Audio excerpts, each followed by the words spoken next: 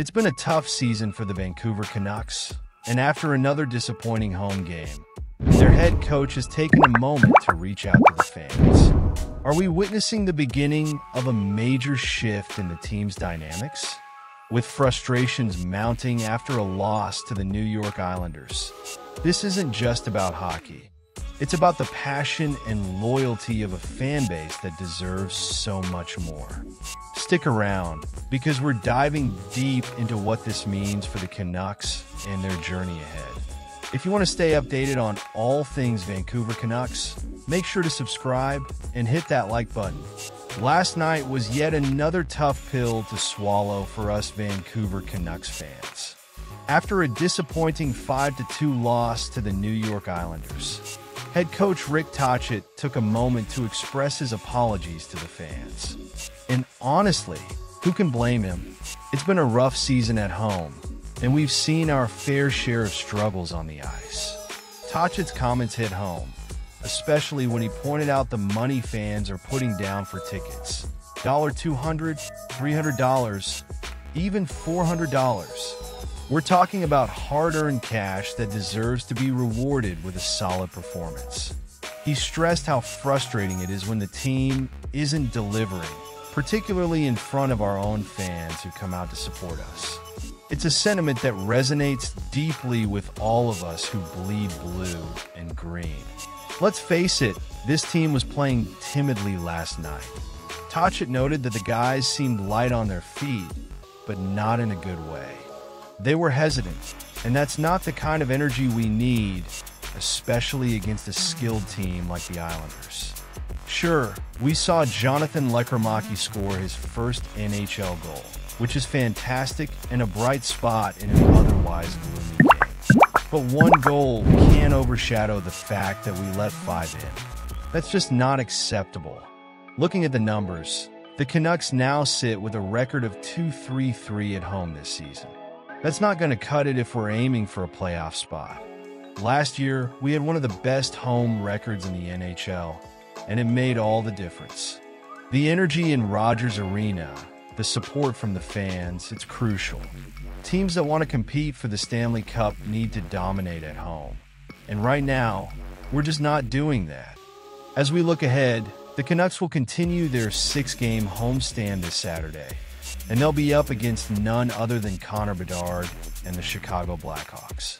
This will be Bedard's first game in Vancouver, and you know he'll be looking to make an impression.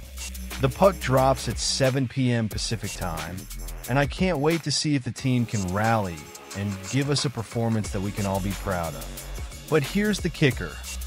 Do you believe that Tocchet can turn this around? I, for one, am torn. I see the potential in this team, but potential only gets you so far if it's not followed up by results. We need to see a response, not just from the coaching staff, but from the players as well. They need to step up, take responsibility, and show us that they care just as much as we do. And what about you?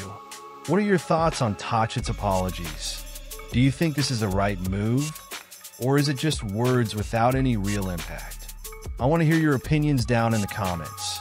Share your expectations, your frustrations, and let's have a real discussion about where this team is headed. Great news. Last night was nothing short of emotional for Vancouver Canucks fans, as Dakota Joshua made his much-anticipated return to the ice following his cancer surgery.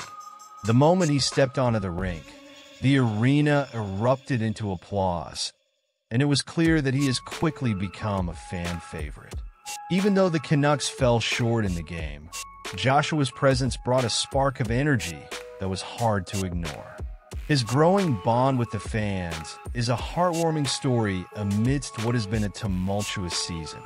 In a pregame interview with Dan Murphy, Joshua opened up about his journey back to the NHL.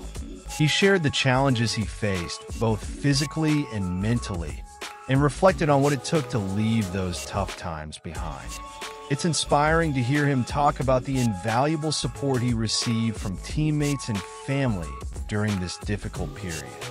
There's something about the resilience he's shown that really resonates, isn't there?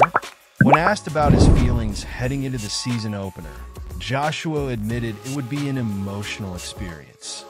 However, he stressed his commitment to getting back to his usual game. He's excited to blend his skill set with his physical style of play, and he confidently stated that he is prepared to make an impact. Despite everything he's gone through, his focus remains on enjoying the game and contributing to a win. And that's the kind of mindset we need, right? Joshua's game is well known for its balance of skill and physicality, and he is eager to dive back into the physical side of the sport. He expressed confidence in returning to his role, ready to make his mark through his strong presence on the ice. According to him, the hard work he's put in has prepared him for the intensity of the NHL. It's refreshing to see a player so dedicated to bouncing back and making a significant contribution to the Canucks lineup.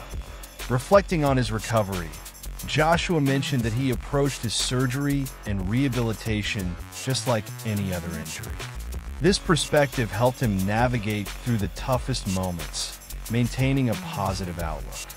Now, he's focused on moving forward, eager to join his teammates with a renewed appreciation for the game he loves. His gratitude for the unwavering support from his family and teammates is palpable, and it's heartwarming to see how much that has meant to him. So, what's next for Dakota Joshua and the Vancouver Canucks? His focus and resilience could be crucial for the team this season. With his renewed energy and dedication after such a challenging recovery, he has the potential to be a game changer. His combination of skill and physicality will be vital, especially if he can perform at the level he aspires to. If he stays healthy and effective, his return might just provide the Canucks with a solid and reliable presence that can help them navigate through the ups and downs of the season. I think we can all agree, Joshua's comeback has the power to energize the Canucks and add a significant element to the team's roster this season. But I have to ask, do you believe this was the best decision for him and the team? I'm honestly torn. While I admire his determination, I can't help but wonder if there's any lingering risk involved. It's a conversation worth having. And you, what do you think? I want to hear your thoughts down below. Are you as excited as I am about Joshua's return? What are your hopes for him and the Canucks this season? Let's dive into those comments and share our expectations and frustrations. If you enjoyed this breakdown and want to stay updated on all things Canucks, don't forget to like, share, and subscribe to the channel. Hit that notification bell so you never miss an essential update. Let's keep the conversation going and support our Canucks together.